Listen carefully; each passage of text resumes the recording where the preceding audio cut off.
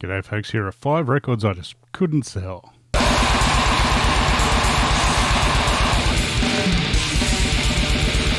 G'day folks, Jeff here. Welcome back to the channel.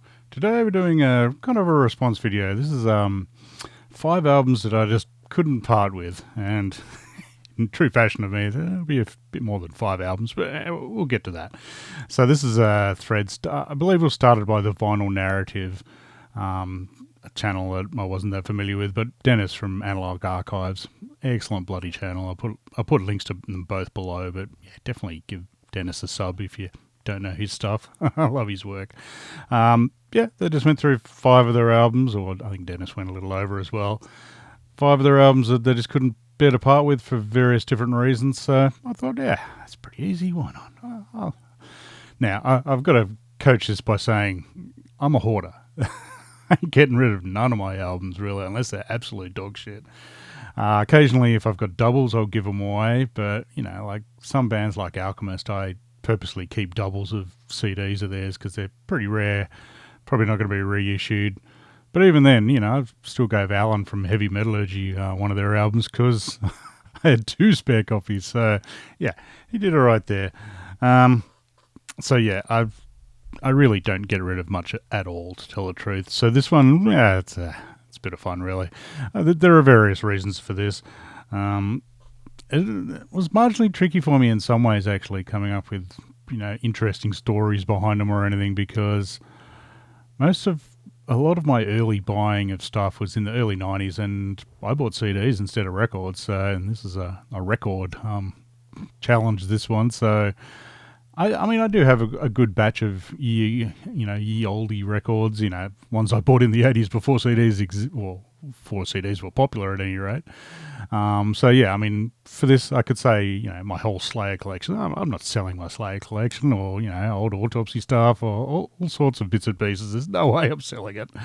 I was going to show, you know, one of my first metal albums, Live After Death, like Iron Maiden, but some stupid reason in high school or college, or I don't know, year 11 or 12 or whatever, I sold that to someone, or swapped it with someone for, I don't know if it was for Iron Maiden posters maybe, which were maybe marginally rarer. I don't know, bloody stupid.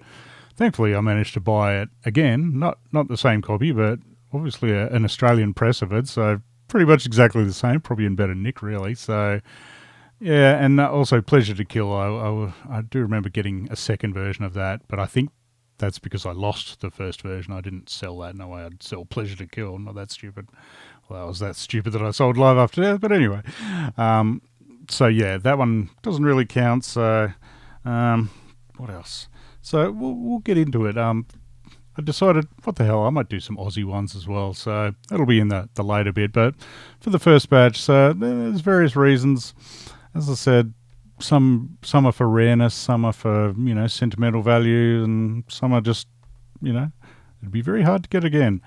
This one's just for sentimental value, really. It's not a rarity by any means. I mean, it's probably reasonably rare. It is like 40 years old or whatever. So yeah, Stormtroopers of Death. Good old Speak English or Die.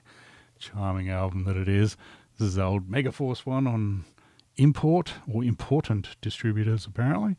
So yeah, this is one of my all-time favorite albums. This one blew me away. I was very stoked. I mean, I've had this, yeah, not quite 40 years, but since I was a young headbanger, that's for sure. So no chance in hell I'll sell this. What's on the inside? Oh, the boy's looking cool. Yeah, this is just prime, very influential on my taste in music. You know, it's got the hardcore element, which, you know, I probably could listen to a bit more, but yeah, it's got the chunky, nasty ass riffs. Still the best thing that any member of Anthrax has ever produced. This is better than Among the Living and Spreading the Disease. Yeah, I know. I think it is. This is just amazing album. So yeah, ain't going nowhere. Let's just put it that way. Next up, it's another sort of sentimental one, but it's just cool. Yeah, Celtic Frost, Emperor's Return, picture disc.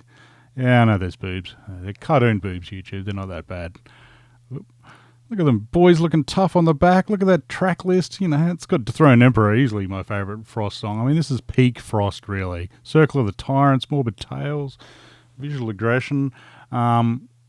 So yeah, this I've had for, well, not forever. I was like a couple of years late to Frost for some reason. I got this from Impact Records for like $5, I think, in the sale bin, for of all places. Ridiculous as it is. I mean, it's a picture disc. It's an old picture disc, so it doesn't sound perfect. And I mean, honestly, I've had them on an older CD forever, plus this reissue of Two Megatherians. Got them. Plus, I'm sure my record version of Two Megatherians probably got those tracks as well. So I don't really need those songs particularly on picture disc, but that ain't going nowhere. No chance in hell. That's let me just put that down carefully so I don't scratch it. This next one is a bit of a rare one. I have shown this one before, but yeah, I don't know. I can't remember what it. I think it was on my a batch of these are from my Discogs, most expensive things in my collection, for good reason, because they're reasonably rare, some of them. But yeah, this one, I still blows my mind that I managed to pick this up in Australia, in Canberra. This is self-produced by Satis, kick-ass band. This is their Illusions, or AKA Chemical Exposure album. First album, shredding, this is as nasty as thrash could possibly be without being full-on death metal. So I don't think it's even death thrash. It's just nasty. So yeah, harsh as hell, beautiful stuff, screeching vocals, and which normally I hate, but here it's just perfect. So yeah, as I said, I still can't believe I managed to get this in Canberra. Still reckon it's Lucy from Arm and Angel. I've got him to thank, I would imagine, but yeah, I think there's maybe a couple of thousand of these. I'm not sure, but yeah, it's worth a pretty penny. So, and that one's a tribute to Dennis, who I think these guys are vaguely in his vicinity in California and San Fran or thereabouts, sort of thing. So, invariably, he no doubt saw him at Ruthie's in like 1988 or something or other, and I'm very, very jealous because I'm yet to see them. This next one is a newer band, and yeah, this one was hard to get. Well, it wasn't actually that hard to get, but it would be very hard to get now. This is Arismenda with, Within the Vacuum of Infinity. This is a Californian black metal band from the Black Twilight Circle. This is their first album, which I do have on tape, like the original, Ye Olde Crepusculo Negro, whatever their record label is, tape. With the patch, no less. Ooh, exciting. Podgy patch. But yeah, this is the record version on, Androgyny Whore, I think, or something or other. So this is not easy to get. This is the grey one. There's only 100 of these. I think there's 400 of the black.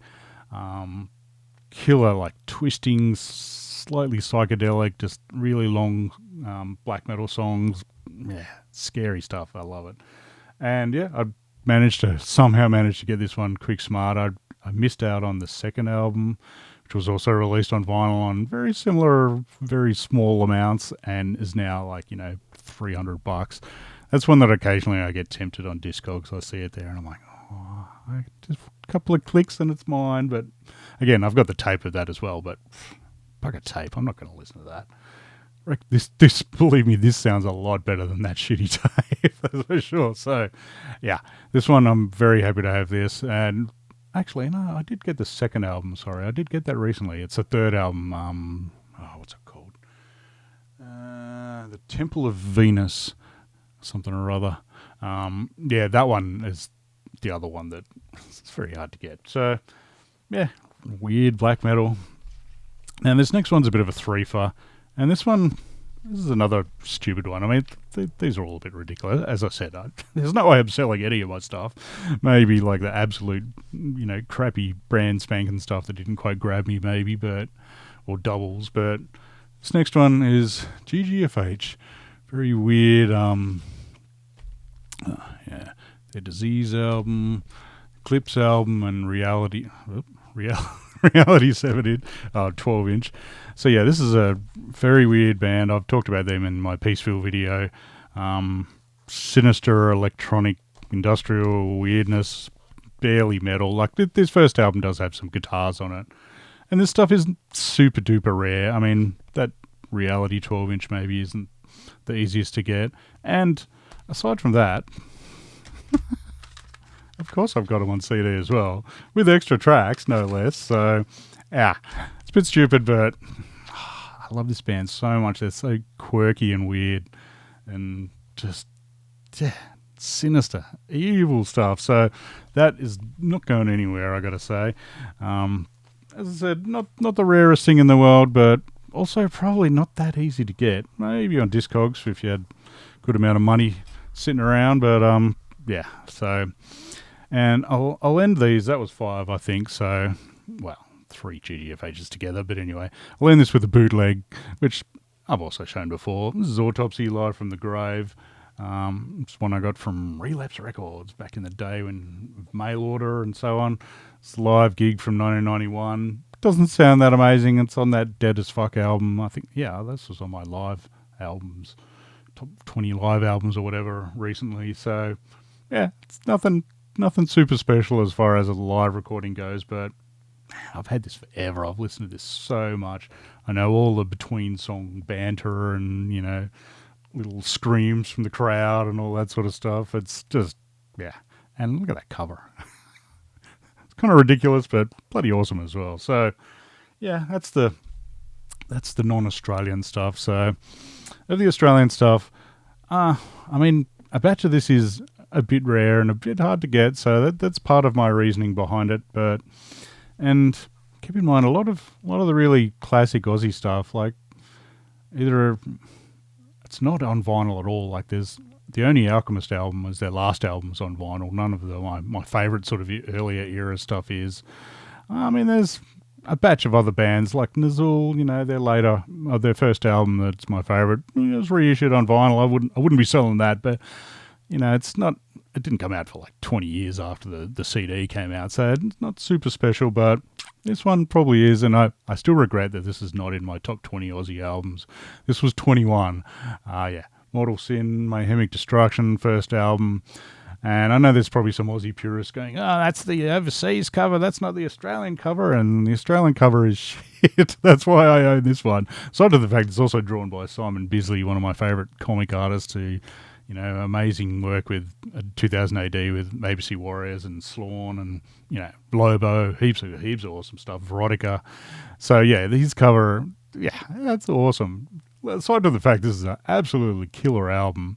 So, yeah, Aussie thrash, very much your sort of Bay Area meets Metallica-y sort of stuff, but bloody awesome, really bloody good. So this is their first album, and yeah, unfortunately, poor Wayno's still on the missing persons alerts out there. So I see those go around quite regularly, unfortunately. So, but yeah, this album, absolute belter. I mean, this is sort of putting Australia on the map as far as metal goes as well. Like before this, I mean, this is what 87. So before that, I mean, we've probably had some bands overseas and this is on Vertigo, so not a small label by any means. So this was one of the early ones to really fly the Aussie flag. So that's part of the reason why there's no way I'm selling that. Next one's a box set that, yeah, there's 300 of these. Mine's 119 of 300. This is the Christbait box set. So, yeah, this is I've shown this off in my box set videos. Christbait is an old Melbourne, I don't know, sludge, for lack of a better word, sort of band in the early 90s. Absolutely killer, devastating live, awesome albums. I mean, they only did like an EP and an album and like a 7-inch and a demo.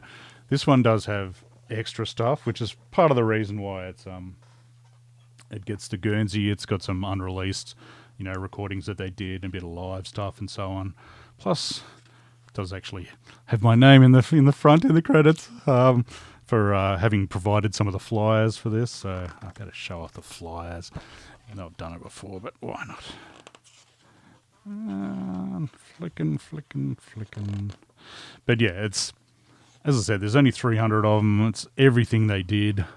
So yeah, that's my Morbid Angel flyer. And there's a batch of other ones. I think, is it the Mortal Sin one mine maybe? I don't know. More Metal for the Brain ones, Hard-Ons and Tumbleweed ones. Yeah, so I love that fact. Just the fact that it has my name in it. And it has a patch. Ooh. But it's awesome music that I've been a massive fan of forever. I'm really glad that Jason from Blood to put that one out eventually, because it took a while, but it was well worth it. And so that's got like, you know, a 7-inch on it that I really couldn't be bothered playing just the 7-inch for the one song. So yeah, it's handy to have it on. Well, 4 LPs isn't super handy, but anyway. So the next one is I have this partly because it's a good album, partly because it's rare as hell, and you know, probably not that easy to get. But I also have this, I also appreciate this one and want to keep it for the very fact that I love laughing at this cover on YouTube videos. I've shown this off on, I think, the Heavy Metallurgy stream and whatever other crap album cover. Any chance, I'll show this one off. This is an old Sydney thrash band called Addictive. Really not that far from Mortal Sin style-wise. Maybe slightly more full-on, actually, if anything. This is a bloody great album. I listened to this again today for the first time in yonks.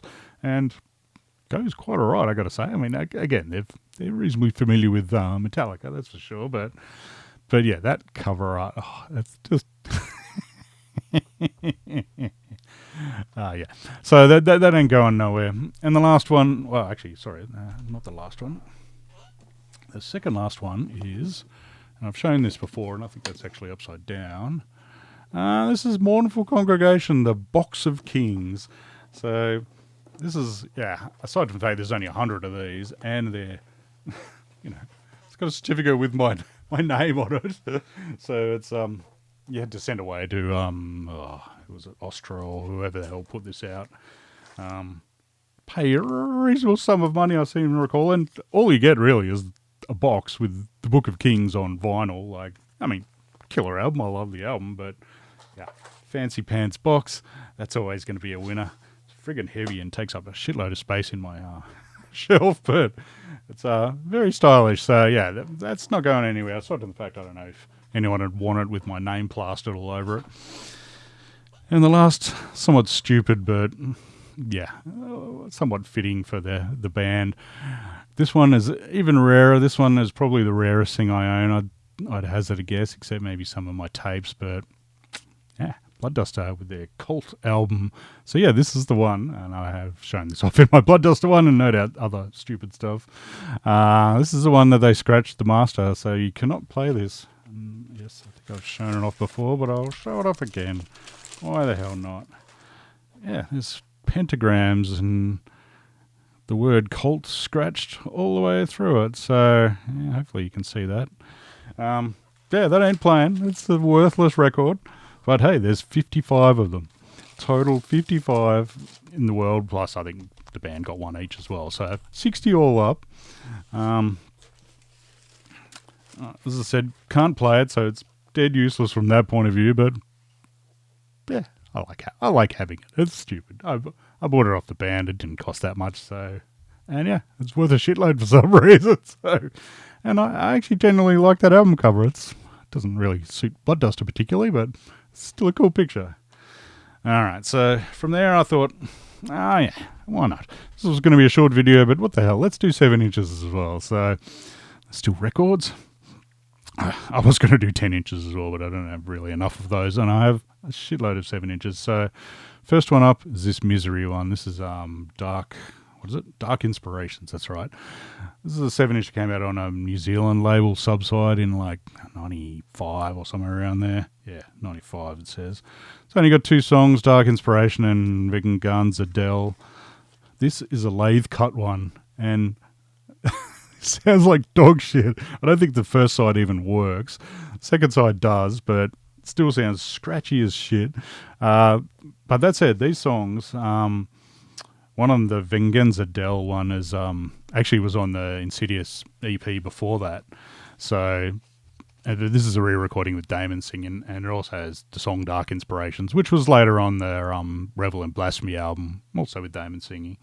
So nothing special. They are different versions of those songs at least, and they weren't anywhere other than this for a long time until thankfully good people at Memento Mori reissued this is Evil Reborn, so it's got the 2 demos and the Necessary Evil EP or CD and Insidious and Dark Inspirations in this. So I really don't need the 7-inch, but yeah.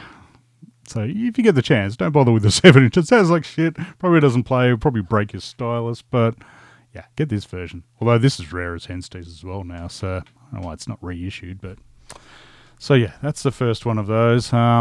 Next one, this is not one I need. I just like the cover.